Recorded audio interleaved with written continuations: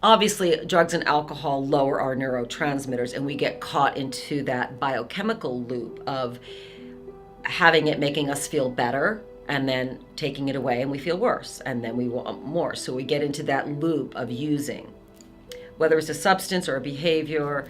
We're in that addiction loop. And until you fix that addiction loop with nutrition and behavior modification and meditation and therapy, you'll keep looping.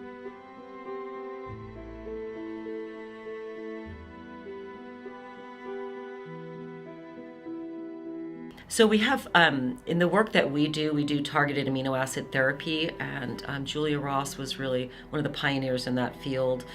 Also going back to Carl Pfeiffer, and Christina Veselak is also doing a lot of work in that as well as I am. So there are 5 major neurotransmitters. The first one is serotonin, and when serotonin is low, there are many symptoms: anxiety, depression, worry. Low self-esteem is also a symptom of low serotonin, which a lot of people just don't love themselves, but it also could be a biochemical thing where they don't have enough serotonin, actually. Afternoon or evening cravings. And the real low bottom of serotonin is actually suicide, which is really tragic. But that's a biological connection to low serotonin. Those are all symptoms of low serotonin. And there are many more: fibromyalgia, obsessive compulsive disorder, obsessive thoughts are all symptoms of low serotonin. And so we raise that with specific aminos that target that particular neurotransmitter. A serotonin deficiency can be caused by many things. Obviously, substance abuse, trauma, hormone imbalance, stress, constant stress, lack of sleep. So our neurotransmitters can be downregulated and lowered by all sorts of health conditions that we actually have. And then, we're going to look for something to bring them back up. And generally people go to sugar or a drug of choice or a behavior to bring them back up. And then they get in that loop of addiction, because as soon as you're taking it away, you go into withdrawal and you feel those low serotonin symptoms again: worry, anxiety, fear, panic attacks is another low serotonin, lack of sleep. And then you're in that addiction cycle. What we're doing is we're using targeted amino acids to bring that up, and food and therapy and meditation to actually bring them up and stabilize that neurotransmitter in a balanced place. So we are attracted to different substances depending on our own biochemistry. People that are attracted to serotonin substances, to boost their serotonin, generally alcohol, ecstasy, a lot of the LSD, even though I didn't like that particularly myself, but marijuana, sugar, that boosts that.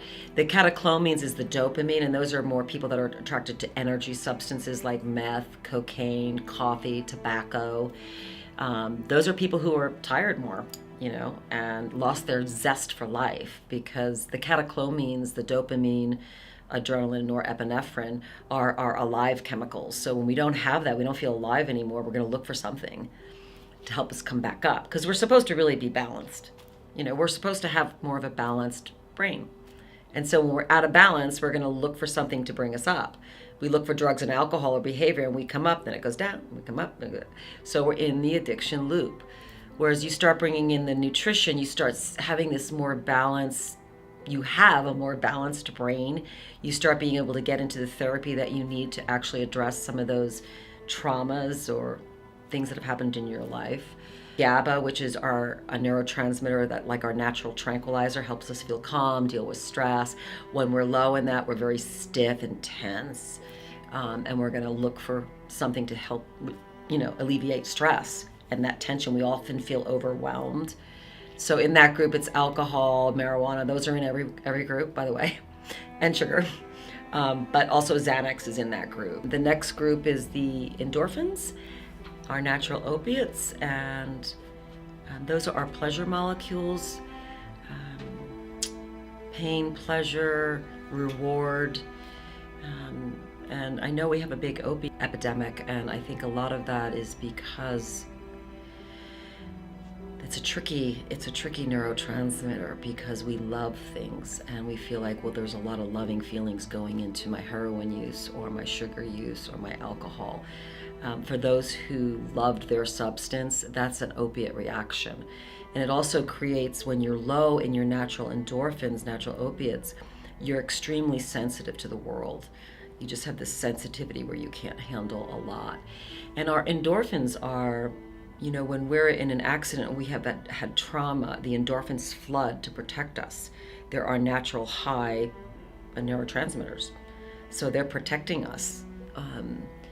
And then they downregulate. So if you've been in an accident, you get this flood coming in and then they downregulate.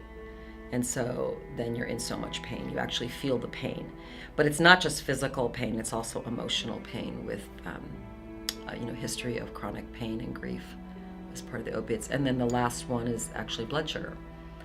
And that's why we talk about eating protein every 4 hours, because the right protein for you, because that helps feed the blood sugar so you're not, ping-ponging and not having any stabilization with the right protein.